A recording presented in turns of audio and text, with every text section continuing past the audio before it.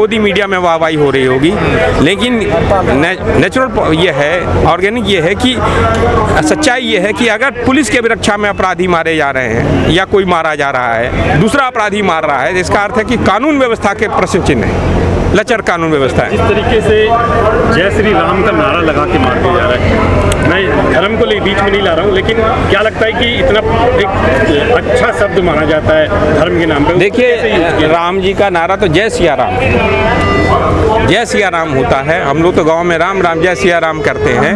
तो बहुत सारे लोग जो हैं, ये जो धार्मिक उन्माद फैलाकर यह करने, आरएसएस की रणनीति है कि धार्मिक उन्माद करके और उसको गोदी मीडिया जस्टिफाई करता है। भारत धर्मनिरपेक्ष राष्ट्र है और उसमें एक कानून व्यवस्था है, उसमें न्यायालय है। किसी भी अपराधी को सजा देने का काम न्यायालय का होता है, उसका प्रोसेस होता है, ड्यू प्रोसेस होता है। उस ड्यू प्रोसेस में ही उसको सजा दी जाती है। आप देखिए कि जितने भी बड़े बड़े आतंकवादी भी पकड़े गए, उनको भी हमारे देश के अंदर पूरे प्रोसेस के साथ हाई कोर्ट, सुप्रीम कोर्ट तक गए और राष्ट्रपति तक गए, उसके बाद हम किसी को सजा देते हैं। ये हमारी लोकतांत्रिक मूल्यों का वो संवैधानिक मूल्य है। तो इसको ये तार क्योंकि नरेंद्र मोदी जी की जो सरकार है वह लोकतंत्र में विश्वास नहीं करती, वो संविधान में विश्वास नहीं करती है, वह राजशाही तंत्र लगाना चाहती, सामंतशाही लगाना चाहती है। आप देखिए मनरेगा के मजदूर आए, इन मनरेगा के मजदूरों को क्यों बजट कम कर दिया गया? उसके पीछे कारण है। बजट इसलिए कम कर दिया गया है कि ये वह गांव छोड़कर जाएं, और गांव छोड़कर जाएंगे तो अडानी जो इनका मित्र है उसकी कंपनियों में बंधुआ मजदूर बनकर काम करेंगे, इसलिए ये सारी चीजें। मोदी जी तो कह रहे थे ना कि जो गड्ढे खोदने वाली योजनाएं बेकार हैं, तो इन योजनाओं को खत्म किया जाए। और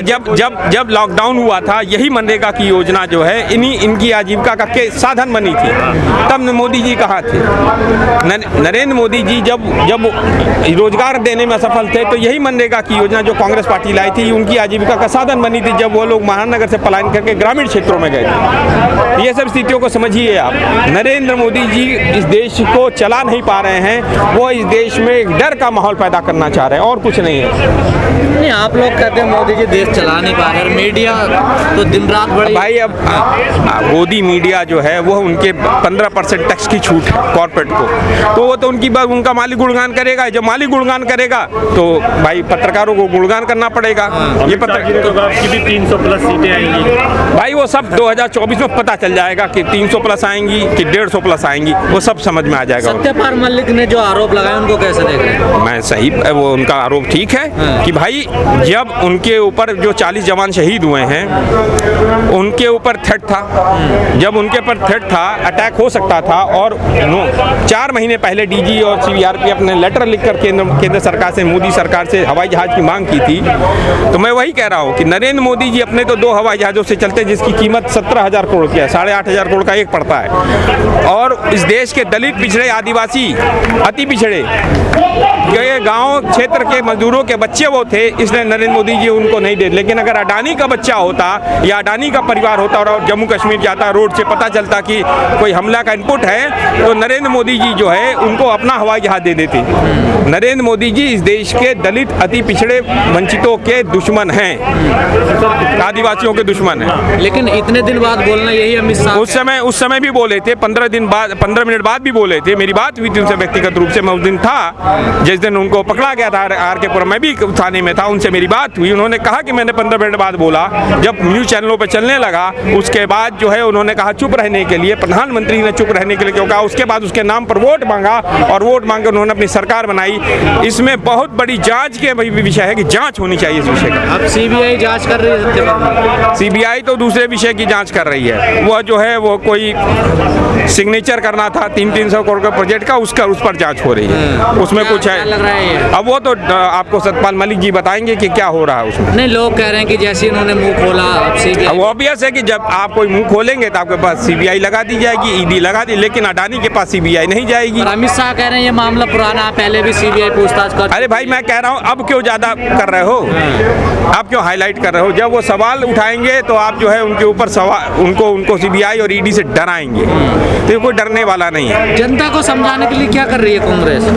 लोगों के बीच में जा रही है, लोग आ रहे हैं, अभी देख रहे हैं आप लोग, यहाँ भी आ रहे हैं, तमाम देशों से आ रहे हैं, तमाम प्रदेशों से लोग आ रहे हैं, बाकी और जगहों पे जा रहे हैं। अभी आप देखिए कि कर्नाटका में कितनी ज़्यादा वहाँ पर लोग आए हुए हैं, बहुत सारे लोग हैं वहाँ पर, और ये सब स्थितियाँ वहाँ पर हो रही हैं। और आपको देखने को पता चलेगा कि कर्नाटका में भारतीय जनता पार्टी का सफाई होनी। नरेंद्र मोदी की जो सरकार है उसने मनरेगा के बजट में कमी कर दी है, आधा बजट कर दिया है।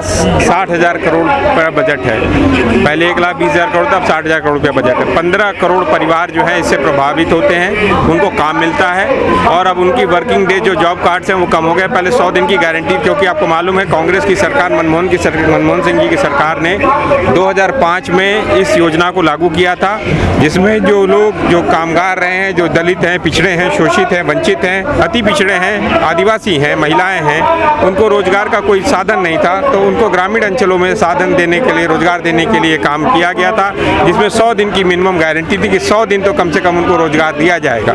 लेकिन मौजूदा सरकार, मुझे लगता है वो दलित, पिछड़े, आदिवासी और अति पिछड़ों और महिलाओं की विरोधी है, इसलिए उसने मनरेगा के इस बजट में कटौती कर दी है, जिसके कारण उनको पेमेंट नहीं मिल रही है और उनके जो 100 दिन का जो काम का था वो आज 25 से 30 दिन मिल रहा, वो भी मुश्किल से मिल रहा है। सरकार तो कह रही है पेमेंट अब डायरेक्ट जा रही है खातों में, ऐप्स भी बना दिया, ऐप्स ये सब देखिए, नरेंद्र मोदी जी के जितनी भी योजनाएं हैं, स्टैंड अप इंडिया, ये इंडिया वो इंडिया, ये सारी योजनाएं वो उस तरह की है जिसको आप सब जानते ही हैं कि ये सब योजनाएं जो हैं वो फेल्ड योजनाएं हैं और इससे बहुत ज़्यादा परेशानी हो रही है। अब वो किसान जो है, वो खेतिहर मजदूर जो है, वो बैंक जाएगा या वो गांव पे काम करेगा, तो कैसे काम होगा? तो इस चीज़ को आपको समझना होगा, इस चीज़ को आप लोगों को देखना होगा, समझना होगा। इसीलिए हम लोग यहाँ पर आए हुए हैं, हम लोग ये मांग कर रहे हैं नरेंद्र मोदी जी से कि आप जो है, आपकी सरकार ने जो ये काम किया, ये गलत किया, अन्यायपूर्ण है। हमको जो है मनरेगा के मजदूरों को जो योजनाबद्ध तरीके से उनका जो एलोकेशन ऑफ बजट है वो बढ़ाया जाए, उनके काम के आवर्स बढ़ाए जाए, दिन बढ़ाए जाए, उनको पेमेंट तरीके से दिया जाए। सरकार कह रही है पारदर्शिता बढ़ेगी, इससे भ्रष्टाचार। नोटबंदी लागू की थी तब भी पारदर्शिता की बात की थी, जब इन्होंने GST लागू की थी तब भी पारदर्शिता की बात की थी। आपके पास सब पता है कि किस तरीके से अडानी के पास 20,000 करोड़ रुपया आएगा, उसकी पारदर्शिता अभी तक पता नहीं चली कि 20,000 करोड़ रुपया शेल कंपनियों के माध्यम से जो आई है वो कहाँ से आई है। नरेंद्र मोदी जी बताएंगे। जो ये अमीर बढ़ गए हैं और जो ये कहते थे काला धन वापस आएगा और सारा धन जो है विदेशों में चला गया, उनकी संख्या बढ़ गई है। ये रिपोर्ट हमारी नहीं, विदेशों से रिपोर्ट आ रही है, भारतीयों की संख्या जो पैसा जमा करने विदेशों में सबसे ज़्यादा है, वो कहाँ से आ रही है? तो ये सब विषय है, इन सब विषयों को भी ध्यान में। नरेंद्र मोदी जी के जो हवाई जहाज़ की कीमत वो 8,500 करोड़ रुपये है और उनके दो हवाई जहाज उनके पास है। 17,000 करोड़ के 2 हवाई जहाज उनके बेड़े में है, एक जिसमें वो अडानी को साथ लेकर चलते हैं। अडानी को साथ ले जाने के लिए उनके 17,000 करोड़ रुपये उनके पास है, लेकिन अपने चलने के लिए, लेकिन देश के मजदूरों के लिए 60,000 करोड़ रुपये, जहाँ 15 करोड़ परिवारों से प्रभावित हुए। तो है ना कि वो प्रधानमंत्री हैं, कैसे इस देश के अंदर जनता सर्वोपरि है, प्रधानमंत्री सर्वोपरि नहीं है। जनता का वो सेवक है, अपने आप को सेवक कहते हैं, लेकिन वो जनता के सेवक 17,000 करोड़ के 2 हवाई जहाजों में चलेंगे और मजदूरों को जो 15 करोड़ लोग हैं जिनकी जीविका से आजीविका चलती है, उसको आप 60,000 करोड़ रुपया देंगे, कितना रुपया पड़ेगा आप बताइए ना? 15 करोड़ की। लेकिन आप लोग मोदी जी में बहुत सारी कमियां बताते हैं, पर जनता तो उनको पसंद कर रही है। कहाँ जनता पसंद कर रही है? अभी आप कर्नाटका का चुनाव आएगा, आपके पास सामने आ जाएगा। हिंदी भाषी राज्यों में, हिंदी भाषी राज्यों में भी होगा।